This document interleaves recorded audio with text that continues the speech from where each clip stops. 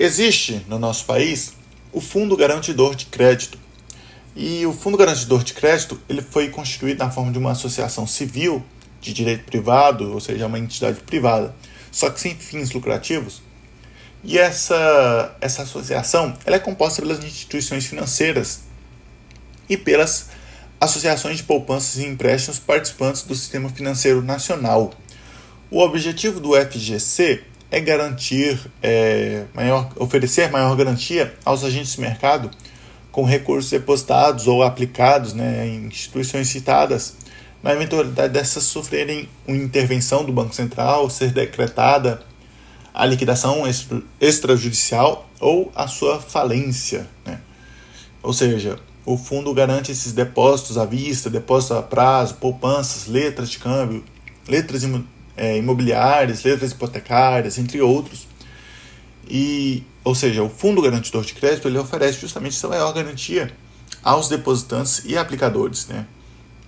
Só que dessas garantias aí que eu citei, são excluídas fundos de investimento e recursos captados no exterior. E existe também um limite para essa garantia do FGC, definido por cliente e por instituição financeira.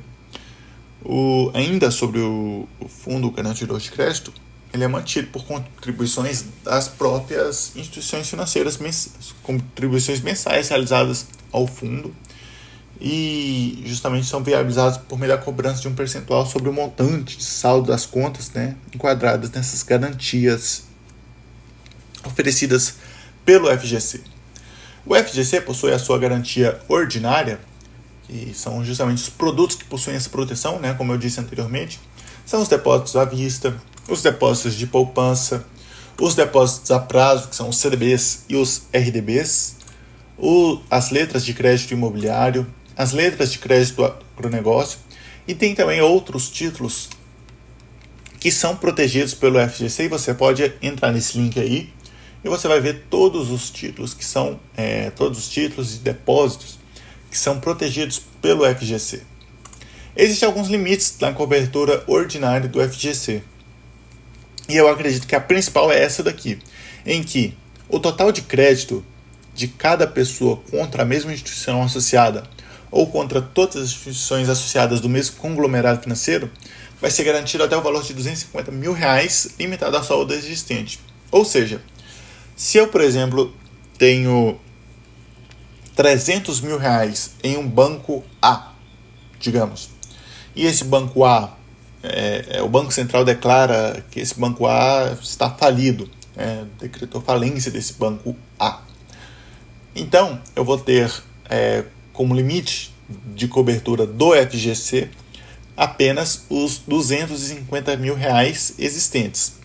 Se eu tenho, por exemplo, R$100 mil em um banco B, e o Banco Central decreta falência desse banco B, eu vou ter somente o limite do meu saldo existente nesse banco B, ou seja, é o saldo que eu tinha limitado a R$250 mil. Você pode ver também outros limites dessa cobertura, em detalhe lá no site do FGC, e existe também o limite de R$1 milhão a cada período de 4 anos, ou seja, se dentro de um período de 4 anos eu tinha R$250 mil em 4 bancos, e todos esses 4 bancos eu tive o azar de todos esses 4 bancos tiverem sua falência decretada ou teve algum problema desse tipo, eu tenho esse limite de R$1 milhão nesse período de 4 anos para ser coberto pelo FGC. Se caso eu tivesse um saldo em um outro banco e ele quebrasse nesse limite de 4 anos, aí eu já perderia a cobertura do FGC. Ainda sobre o FGC, existem alguns produtos que não são cobertos pelo fundo. Os demais créditos não mencionados anteriormente, por exemplo, a gente mencionou alguns tipos de depósito, Os depósitos não mencionados não têm essa cobertura do FGC, como, por exemplo, depósitos judiciais, operações governamentais instituídas por lei, que são operações aí do governo, depósitos captados no exterior, questões com fundos de investimento também não são cobertas pelo FGC. E você pode ver mais detalhes lá no site do FGC. Eu sugiro que vocês acessem esse site do FGC para que vocês consigam ver no detalhe, né, essas questões da cobertura, até onde vai a cobertura do fundo garantidor de crédito.